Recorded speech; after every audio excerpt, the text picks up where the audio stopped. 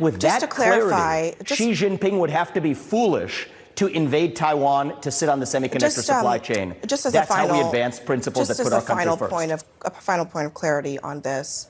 Once the United States achieves semiconductor independence, do you believe it will be in the United States' national interest to deter China from invading Taiwan?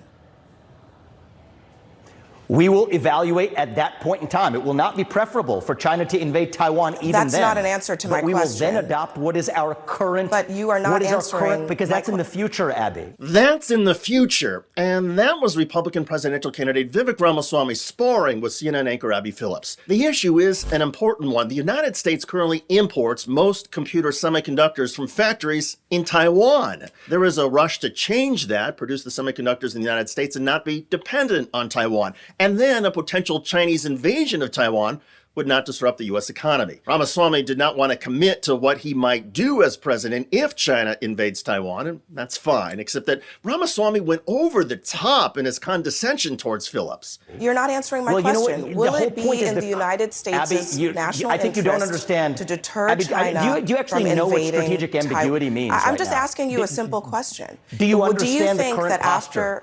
The current posture is strategic Mr. ambiguity Ramaswamy, right it's now. A yes or no, I have a feeling you don't understand what that is. It's a yes or no answer. So I'm happy to educate you if you're interested. I'm happy to educate you if you are interested? Good grief, what a jerk. There are plenty of ways Ramaswamy could have articulated the benefits of being ambiguous on U.S. policy towards Taiwan, and strategic ambiguity is the current U.S. posture. The U.S. might respond militarily to a Chinese invasion, we might not. But for Ramaswamy to talk down to a news anchor and be so cringeworthy about it takes this interview to an entirely different issue. Vivek Ramaswamy seems to have problems with women, or at least has problems controlling his rage at people he perceives as less smart than him.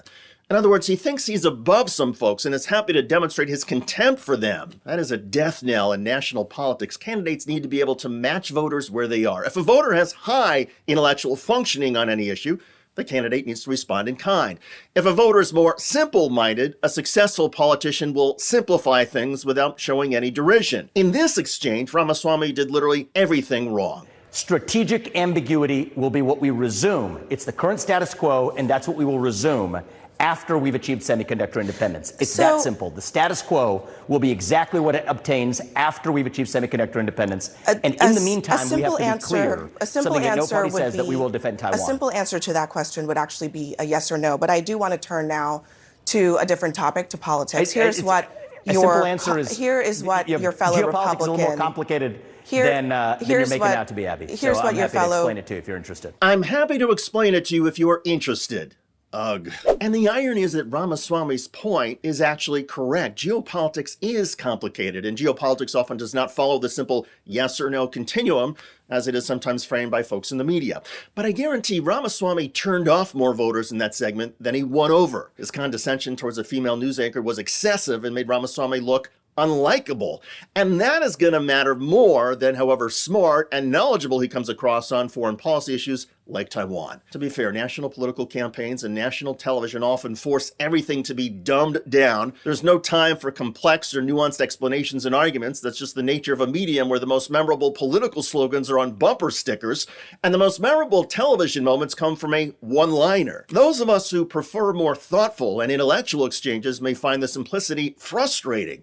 And clearly a smart guy like Vivek Ramaswamy gets agitated when confronted with arguments or questions that are exceptionally simplistic or stupid. But in trying to bring a conversation or debate back to reality with all of its complexities, a smart politician will not go so far as to be condescending or be highly dislikable. Vivek Ramaswamy cannot seem to get out of his own way, and that obnoxiousness is going to keep hurting him. Do you actually know what strategic ambiguity means? I'm just asking you a simple question. By the way, speaking of obnoxious, Georgia House Republican Marjorie Taylor Greene recently belittled FBI Director Christopher Wray and got sliced in response. Are you interested in members of Congress that are organized and participating in a Facebook group that has ties to Hamas?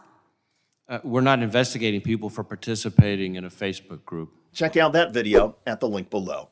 I'm David Shuster. Thanks for joining us.